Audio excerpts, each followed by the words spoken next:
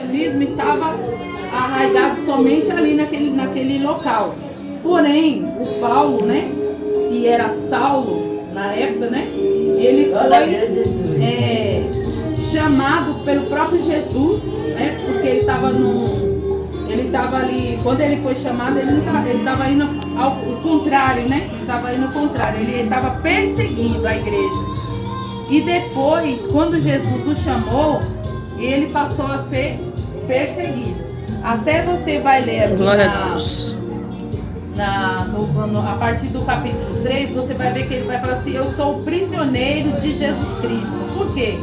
Porque quando Jesus chamou aquele homem, ele falou assim, olha, ele perguntou assim: quem és tu, Senhor? Quando ele caiu do cavalo ali, né? Ele falou assim: quem és tu? Eu sou Jesus Cristo, a quem você persegue, né? Glória a Deus. Então ali ele se converteu ao Senhor para que um objetivo específico, que foi para pregar para os gentios.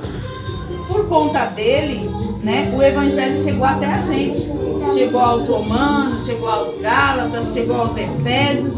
É justamente aqui que ele está falando ali em Éfesos, né? Pregando para os Éfesos. Fazendo aquela oração para que o amor de Cristo achasse lugar naquele local, para que ele viesse pregar a palavra de Jesus, né?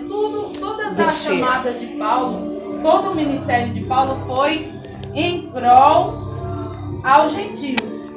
Toda a pregação dele, toda a vida dele foi para isso.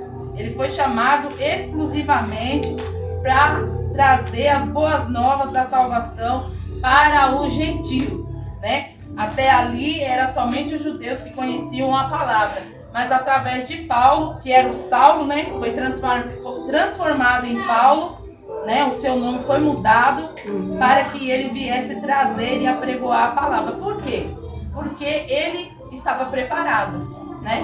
Deus usou o conhecimento dele, as línguas, né, que ele sabia, para que ele falasse da palavra para as outras pessoas, né, para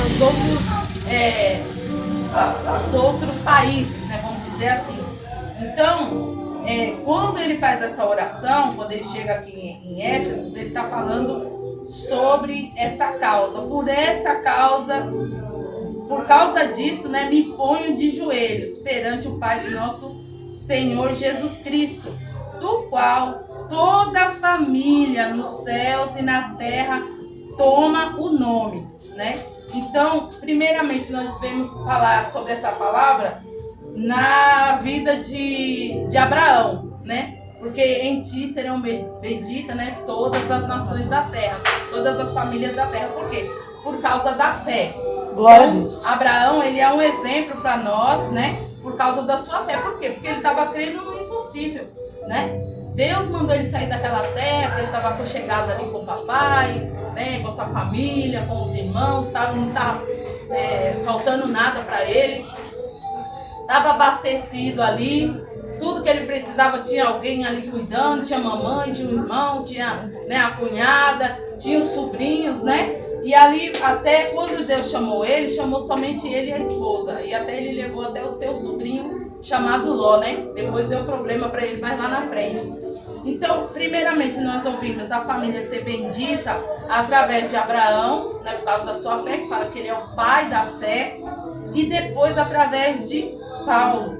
Por quê? Porque ele trouxe o evangelho para todas as nações, para todas as outras nações, né? E nós, né, que estamos aqui na casa da nossa pastora Débora, né, do nosso pastor Henrique, que essa porta está aberta, né, pregando a palavra, foi por causa dele. Foi por ele ter se deixado, né, usar e aceitado o chamado de Jesus, né, na vida dele. Então, às vezes, Deus nos chama para algo, para fazer alguma coisa, a gente se nega, não quer. Verdade. Ou nada, ou Aleluia! né, e fala assim, você não tem, né, dá um cutucãozinho assim na gente, fala assim, você não tem capacidade, pra que você vai fazer isso, né? E se Paulo fosse dar ouvidos, né, aos próprios irmãos ali que estavam ali, né, que ficaram com medo de receber o Paulo como convertido, Quando Jesus falou para o profeta, né, Zacarias, né, que orou por ele, para cair as escamas dos seus olhos, foi o profeta, né, Deus falou com aquele profeta para, olha, ore por ele, porque ele é para mim um vaso escolhido. Aquele lá, Senhor, o Saulo, o Senhor vai mandar orar por aquele homem. E ele teve muito impedimento para ser recebido naquele lugar. Passou pela teologia, né, que os irmãos estudam e falam, mais ou menos 3 anos para ele ser aceito como irmão.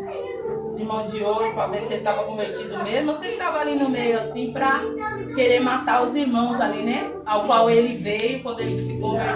Quando Jesus chamou ele, veio nesse objetivo. Mas Deus tinha convertido o coração de Paulo. Porém, os homens, né, os irmãos que ali estavam, não criam muito, não confiavam muito que ele tinha se convertido, né? Então, quando eles viram mesmo, tomaram confiança em Paulo, foi mais ou menos 3 anos ele passou orando. Ananias, isso, o profeta Ananias, né, orou por ele. E quando Paulo foi aceito ali no ministério como apóstolo, porque quando ele foi chamado, Jesus já tinha sido morto, né, e ascendido ao céu. Então Jesus chamou ele depois da sua morte. Então os discípulos ali, muitos não aceitavam. Mas esse não vai ser apóstolo, não. Como é que ele vai ser apóstolo? Ele não conheceu Jesus, ele não viu Jesus face a face como nós, né? Mas ele viu Jesus face a face. Ele viu melhor do que os discípulos. Por quê? Quando Jesus chamou ele, Jesus já tinha ascendido aos céus, né? E ali apareceu para ele como uma visão e falou, eu sou aquele a quem tu persegue. Mas ele era um vaso escolhido de Deus, né? Para que ele trouxesse a palavra para todos nós, né? Para todos os gentios. E quando ele fala que por essa causa se põe de joelhos, é lógico que a gente vai imaginar aqui, quando a gente pega nesse versículo assim, só separadamente, a gente vai pensar em várias, né? Em vários objetivos, cada um tem os seus projetos ou o seu... a sua causa, né? Eu vou me colocar de joelho por essa causa específica, ou por um filho, ou por um problema de saúde, ou por uma moradia, né? Cada um de nós temos, né, um objetivo ali para se pôr de joelho. Mas Paulo aqui, especificamente, ele estava falando sobre as famílias, né? Aqui a gente vê que fala sobre a família. E como eu já disse anteriormente, que esse texto aqui, ele é muito atual, né? Que é o que está pegando nos dias de hoje, né? Que é a família, né? Está sendo bombardeada, atacada, querendo, né? O inimigo querendo destruir, desfazer a família tradicional, né? Colocando dogmas, outro tipo de família, né? Quer criar a nova família, né? Que não seja, né? Como a gente conhece, como a Bíblia estabelece. E Paulo estava falando aqui exatamente da família, né? Para que, segundo as riquezas da sua glória, vos conceda que sejais corroborados com poder pelo seu Espírito no homem interior. Se não fora o Espírito Santo de Deus que entrasse no nosso coração e nos convencesse do nosso pecado, do nosso erro, das nossas más condutas, nós não estaríamos aqui. Nós não aceitaríamos Jesus de jeito nenhum. Mas é o Espírito Santo quem convence o homem. Verdade, Deus! Né? Aleluia! Às vezes a gente tem um filho, né, que está afastado, ou a mãe, ou o pai, ou o tio, ou o irmão, e a gente quer abrir a cabeça daquela pessoa e socar Jesus dentro. Aceita Jesus, que é bom, Jesus, né? Jesus também. Jesus é bom, e a gente quer abrir os olhos daquela pessoa, mas é o Espírito Santo que convence o homem do seu pecado. Por quê? Porque senão ele vai falar assim, como muitos dizem, né? Eu só ia para a igreja por causa da minha mãe, né? Eu só ia para a igreja por causa do meu pai, né? Eu só ia para a igreja por causa disso, por causa daquilo. Eu oro a Deus, né? Peço a Deus sempre, falo, Senhor, eu peço a Deus que os meus filhos, eles tenham um verdadeiro encontro com Cristo, né? Porque foram ensinados o melhor caminho, né? Desde a nascença foram ensinados no Evangelho. Não era para estar no mundo, mas vai dar ouvido, né, né, para os amigos, para as amizades, quer se atualizar, não fala, mas na sua época é, né, quadrado, ser crente, desse jeito aí, né, não é mais assim. Ô, glória! Então é isso que eles ouvem e eles aceitam isso e depois quebra a cara, né, como diz o outro, né?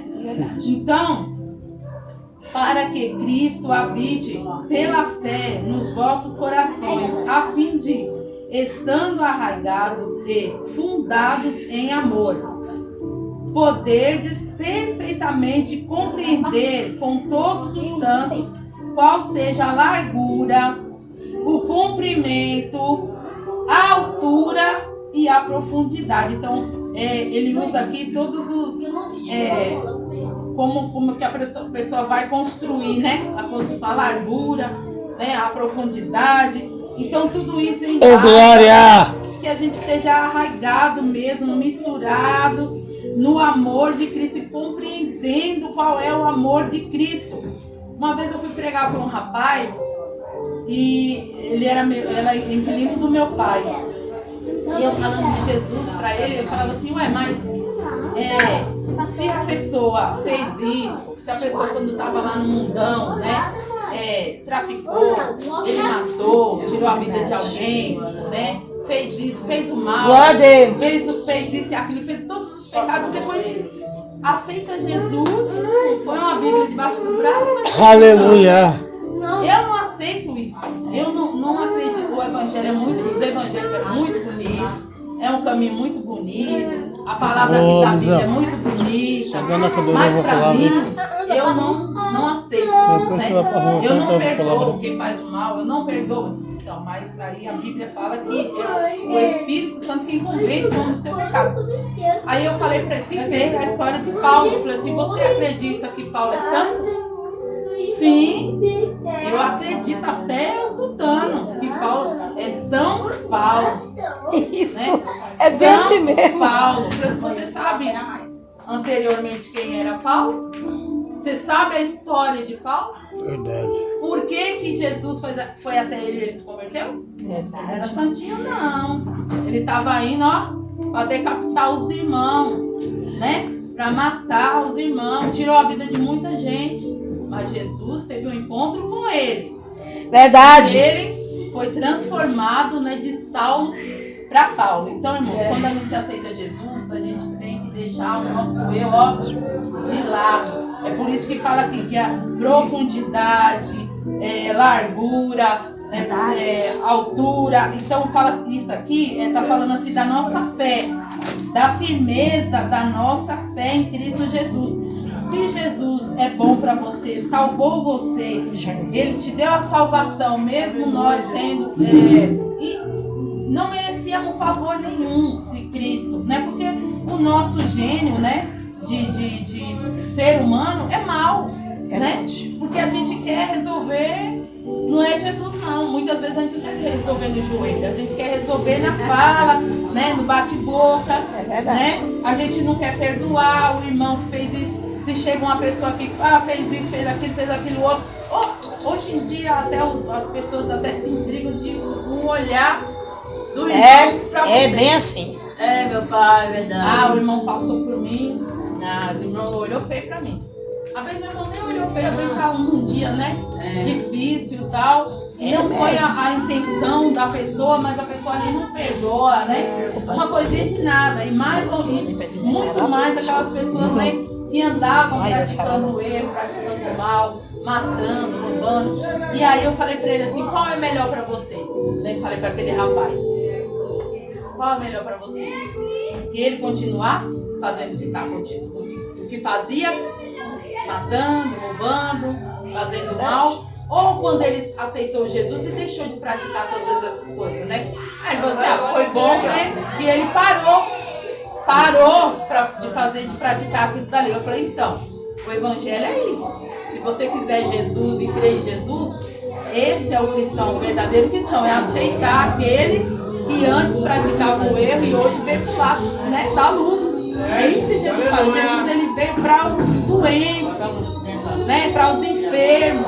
Ele não veio para aquele que já é santo, que já é bom, né?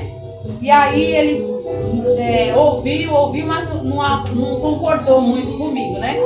E quando foi por esses dias, aí meu irmão falou que ele tinha, depois de, acho que uns 20 anos atrás, eu falei isso pra ele, né? Quando foi esses dias, meu irmão falou que ele teve um infarto fulminante, né? E partiu sem Jesus, né? Passou todo esse tempo, não abriu o coração, né, para o Evangelho. Então é assim, né? Deus nos dá a oportunidade e a gente tem que agarrar, né? E hoje, mano, cada dia está sendo mais difícil pregar a palavra. Agora, é como eu falei, agora não vai melhorar não, vai começar a piorar, né? Nós temos visto alguns irmãos, testemunho de alguns irmãos, já não pode mais pregar de praça pública com caixa de som. Lá no centro de Mano Preview. Não pode pregar com microfone. Na Avenida Paulista eu tenho visto alguns irmãos pregando, né, sem microfone, sem nada, e apanhando na cara, né? Por causa que eles falam que é intolerância religiosa. Você não pode falar de Jesus porque é intolerância religiosa. Guarda o seu Jesus para você. Guarda a sua Bíblia para você, né? É assim que eles falam. Então, quando a gente vê todas essas coisas acontecendo, é porque é o cumprimento da palavra de Deus, né? Eu falo assim, hoje as portas estão abertas, né? Pra gente sair do nosso lar livre, com a nossa Bíblia debaixo das nossas mãos, e ir pra casa de Deus adorar. Hoje nós temos liberdade, mas amanhã nós não sabemos, né? O que vai acontecer. Porque a proibição já tá começando. E aí, quando o apóstolo Paulo, naquela época, falava, porque ele passou por isso, né? Foi até preso por falar de Jesus, né? Por causa que orou por uma mulher, uma moça, né, que estava ali com o espírito de adivinhação, e aquela moça foi liberta. E ele foi preso por causa disso, né? Paulo e Silas foram presos, né? Por conta dessa libertação. Verdade. Né? E hoje, irmãos, nós estamos vendo exatamente isso acontecer. É lá no Oriente Médio que os irmãos estão sendo mortos por causa de Jesus? É lá a perseguição? Não, já é aqui. No Brasil, nós já estamos começando a ver as perseguições das pregações, dos cultos, né? Você já está tendo que ser proibido de pregar a palavra, ligar o som, para falar para os outros ouvir, não é para mais ninguém ouvir. Já está começando a ser um impedimento, né? Porque com o microfone você não só alcança as pessoas que estão aqui, você alcança o seu vizinho, né? Você alcança a vizinhança, a sua oração chega aos ouvidos da vizinhança. Às vezes a gente ouve os irmãos fazendo culto ar livre, né? Estou ouvindo um hino ali, os irmãos estão fazendo culto ar livre, né? Então era assim que a gente estava, ouvia a palavra de Deus, os irmãos estão trabalhando na seara. Mas isso já está começando, já é o comecinho das dores, né? Então vamos se preparar, enquanto a gente tem tempo, vamos orar, vamos buscar, vamos interceder pelas nossas famílias, porque o tempo já está findando. Aleluia. Né? Então a gente tem que aproveitar o hoje. O 19 diz assim: conhecer o amor de Cristo que excede todo o entendimento, para que sejais cheios de toda a plenitude de Deus. Ora, aquele que é poderoso para fazer tudo muito mais abundantemente, além daquilo que pedimos ou pensamos, segundo o poder que em nós opera. Então, às vezes a gente, por conta daquele objetivo que você tinha ali de fazer e você deixa de fazer, então a gente vai ver que vai ser, não é que Deus vai, como é que fala assim, o reino de Deus perdeu porque eu não fui. O problema é meu, Deus vai cobrar de mim, né? Porque às vezes você, irmão, vai fazer uma visita na casa de fulano de tal, isso aí é coisa da minha cabeça. Eu olho assim, a minha cheia de louça, eu olho assim, né? As coisas, né, para fazer ali naquele momento. Deus fala assim: deixa tudo aí, vai lá. É só naquela hora, naquele momento. Deus precisava de você naquela hora, naquele momento, e você deixa de ir. Você poderia. Tem coisa que não dá pra você deixar pra depois. Se você tá ali, Deus não falou nada com você, você tá ali fazendo seus afazeres, faça, amém. Mas se Deus falou exatamente com você ali: olha, vai na casa de fulana, vá visitar ela, porque ela precisa de uma visita, né? Aí você chega, você obedece a voz de Deus. Quando você chega ali, você vai ver que realmente era Deus mandando você fazer aquilo ali. Então a obra de Deus vai ser feita. Ou uma pessoa que às vezes você encontra na rua, começa a conversar com você, e você não sabe o que é que a pessoa está precisando. E às vezes ali é uma palavra, apenas uma palavra, né? Jesus muda toda a vida daquela Verdade, pessoa. Deus. Eu já encontrei pessoas, né? Que a minha mãe fazia muita visita nos lares, né? E chegou o tempo do Senhor recolher, né? A minha mãe fazia muita visita com a pastora Nair. Ah, Nair. Nair. Aí ela fazia de pé, não tinha ônibus, né? Era a pé. E quando ela estava fazendo as coisas, ela fazia, acordava cedo, já fazia as coisas, porque em qualquer momento o menino dela chegava para chamar a minha mãe para ir fazer a visita, porque não tinha telefone. Aí ela mandava o menino dela subir, né, do Ansalva e vinha até a casa da minha mãe para avisar, tem uma visita para fazer. E aí a minha mãe deixava, né, deixava as coisas já feitas e já saía ali para estar fazendo a obra de Deus. Então é assim, a gente não pode deixar para amanhã, se pode, né, fazer agora, né? E aqui no 21 fala assim: a esse, glória na igreja por Jesus Cristo, em todas as gerações, para todos sempre. Amém. Então, estou falando aqui de novo. Gerações. O que é gerações? São os filhos, né? Os netos, os bisnetos. Então, para que essa salvação venha a alcançar todas as gerações. Então, nós vemos hoje, irmão, o inimigo trabalhando, ainda que tentando invisivelmente influenciar, né, na criação dos nossos filhos, das nossas crianças, na vestimenta, na alimentação, no jeito de você andar, no jeito de você agir dentro dos lares, né? Então sempre é lançado setinhas assim que você isso aí não é nada não. 10 anos depois, 20 anos depois, você vai entender o que aquela não era nada não, o que significava, né? Aí eu sempre falo para os irmãos que antigamente, há uns 20 anos atrás, mais ou menos 20 anos atrás, começou a passar um comercial na televisão de duas crianças, um menininho e uma menininha. Aí falava assim: quando você crescer, você vai poder escolher o que você quer ser. E a gente imaginava que seria o estudo. Você vai estudar, você vai querer ser uma médica, você vai querer ser uma enfermeira, você vai querer ser uma professora. Não era nada disso. O que eles estavam falando ali, na mensagem oculta ali, era o que a gente vê hoje. Você quer ser menino ou menina? Você quer ser menino ou menina? É a ideologia de gênero, né? Estão tentando colocar nas escolas, né? Para as nossas crianças. Antigamente, da nossa época, como era a nossa vestimenta para ir para a escola? Na minha época era saia, short e saia para as meninas, né? E short ou calça para os meninos. Hoje é o quê? Para nossas crianças é o quê? Meu Deus do céu, ainda vai comer. O que é para nossas crianças que vai para a escola? É um uniforme unissex. Todos vestem igual. Por quê? Porque a criança, ela olha, ela entende pela visibilidade, eles têm um nome, né, que chama, que ele olha ali, ele identifica que você é uma mulher e que você é um homem. Isso. Então se ele vê o seu amiguinho, que é menino ou menina, todo vestido igual, então para ele não tem diferença. Não tem diferença nenhuma. Eu vi uma irmã que ela é estilista de moda. E aí ela disse que foi estudar tudo isso, né? E aí ela falou que sobre as vestimentas, né? As roupas que eles lançam em cada tempo, tudo tem a ver com o sistema, né? Tudo é uma coisa, uma mensagem oculta na vida dali. Entendeu? Então é assim, a gente tem que vigiar, né? Ensinar a verdade para os nossos filhos para que eles não fiquem confundidos, né?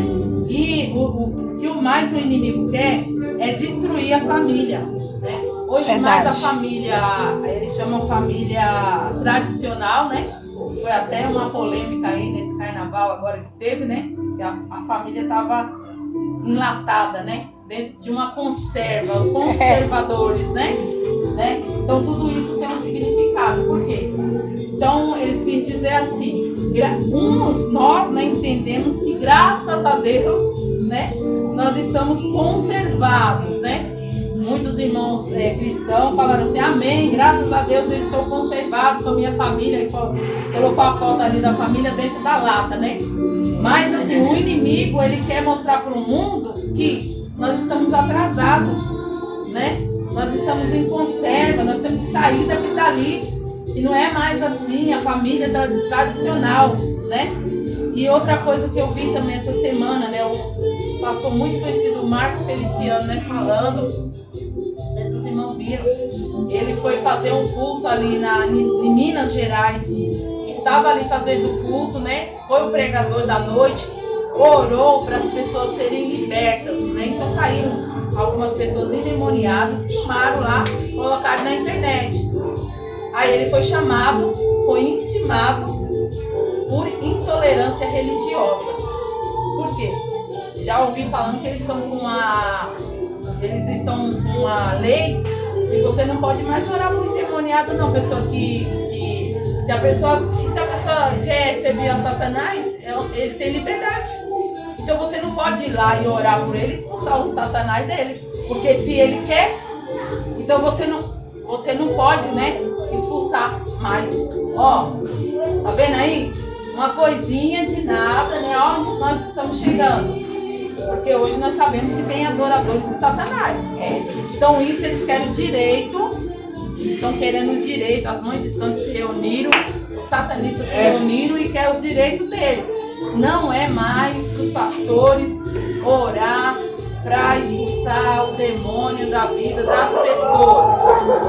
Você acredita numa coisa dessa? Né?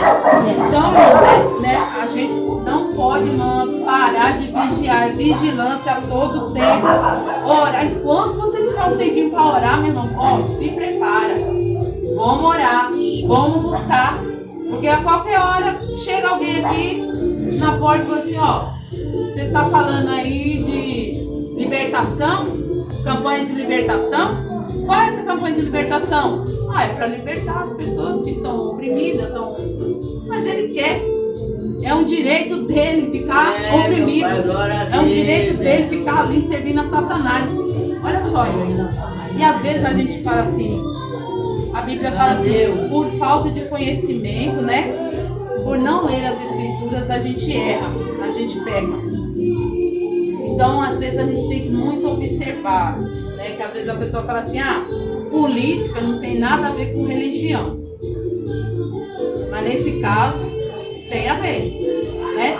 Muitas coisas que são aprovadas aí, leis que são aprovadas, é através da política, né? Através da política. Isso daí é uma lei que eles estão impondo para que o satanismo seja respeitado, né?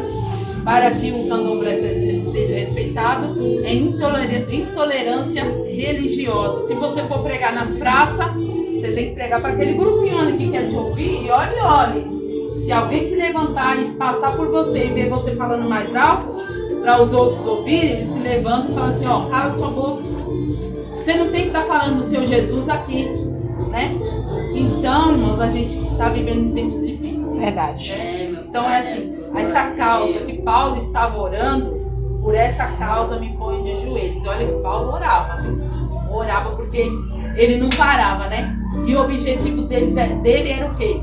As almas. Verdade. Né? Era o chamado que Deus tinha na vida dele. Então, irmãos, se nós, hoje em dia, nosso maior desafio é ganhar, é evangelizar, é apregoar para a nossa própria família, né?